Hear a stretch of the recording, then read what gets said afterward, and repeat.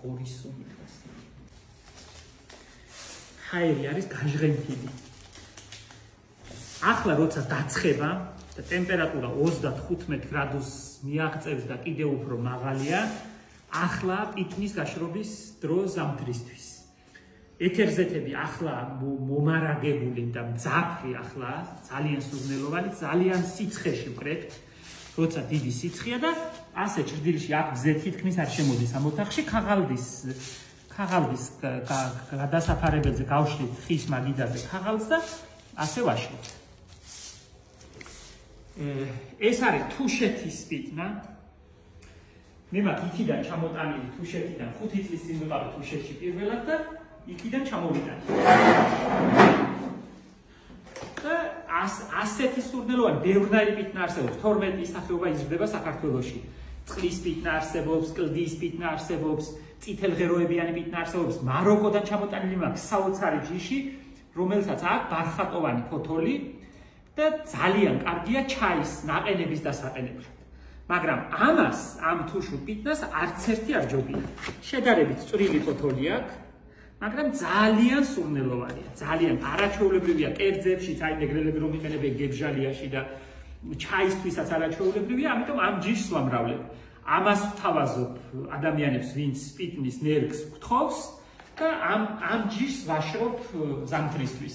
მერე გამშრალს სულ ერთი კვირა შეიძლება არც დაჭირდეს ერთი კვირა გააჩნია სიცხეებს, კარგად გავაშრობთ და მერე ასე ქაღალდის თავსახურიან ძველ კილებში ვინახავ. მთელი ზამთრისთვის მერე კაფეში ვჭირდება, ჩვენ ბევრი ვჭირდება და ამიტომ ლომად მაქვს დარგული და ვჭრი და ვაშრობ. კაი სანახავი მაინდა-მაინც არა, მაგრამ არაჩვეულებრივი სურნელი აქვს, რომ ჩადებთ ჩაიდანში, ფოთლებს მთლად გაშლის და კარგი ისეთი, არც ძალიან ძლიერი სხვათა შორის ერთი ჯიში მაქვს, რომელიც ისეთი ინტენსიურია ვერ დალე. და ჯობია ეს ჯიში მოკლედ გამოცდილია და ფიქრობ რომ ღირს გასამრავლებლადაც, შესანახადაც, გასაშრობადაც და კაია თუ ყველას ექნება, იმიტომ რომ ამბილად გამოცდილი ჯიშია, თუშური პიტნა, თუშეთიდან ჩამოტანილი გამრავლებული სახეობა, ველური პიტნა. მაქვს კულტურული ჯიშებიც 10-ნაირი ვცადე, ყველანაირი, მაგრამ ყველას ამან აჯობა და ჩემი რეკომენდაცია თუშეთის პიტნას. აი რომ გაშლი, ხო, 2 დღეა გაშლილია და გადააბრუნოთ, იმიტომ ზევიდან გამშრალია და ქვემოთ ნედლია. მეტი ახლა მას დიდი ფილოსოფია არ უნდა, მას ყველა აშრობდა და ყველა მიცის ამის არევა უნდა ცოტა.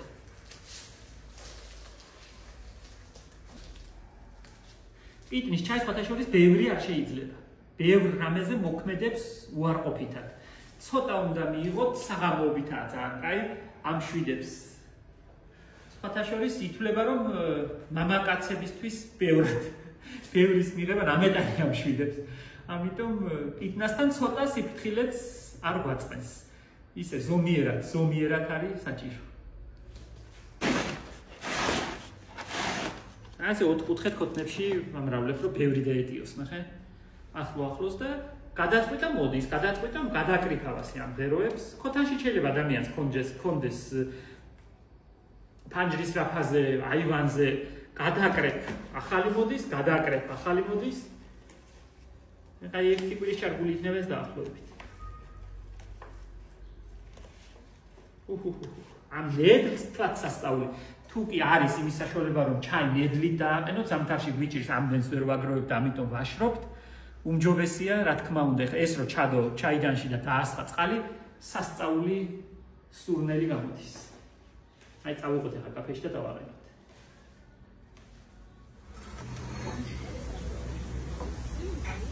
არ ჭირდება ბევრი. სხვათა შორის თუ ავად არ ბრძანდებით და ჯანმრთელად ბრძანდებით, 2-3 ტოტი ყოფნის. როგორც მაროკოში ასხამენ ზევიდა, შორიდა. 2 წუთი და კმარა, მეტი არ უნდა. საოცარი ნაყენი კეთდება. დიდი ამბავი და ფილოსოფია ამას არ უნდა. ყველაზე კარგი 100-ია. თუ კი ნედლად გამოიყენებთ, თეთრს დააფარებთ და თუ კი გააშრობთ, მაშინ უკვე ჩაიდანში უყრით და იქიდან დიდხანს დაყენებული არ ვარგა, მე რაღაცა სიმწარეს იღებს და აღარა სასიამოვნო. ჯობია რომ ახალი ნაყენი გააკეთო. წყალს გავავლებთ ასე და სხვათა შორის მაცივარში ინახება კარგად საშრობ ქაღალდში გახვეული. ან ტილოში გახვეული. ტილოში თუ გადაახვევთ მაცივარში შრალ ტილოში გახვეული გაურეცხავთ. მერე გაავლებთ წყალს და გამოიყენებთ 1 კვირა 10 დღე ჩვეულებრივად ძლებს მაცივარში ტილოში გახვეული და არ კარგავს გემოვნურ და სასარგებლო თვისებას. ამასობაში ბეგონიები წავის ღაღანებს და מחარებს ძალიან ამ სიცხეში.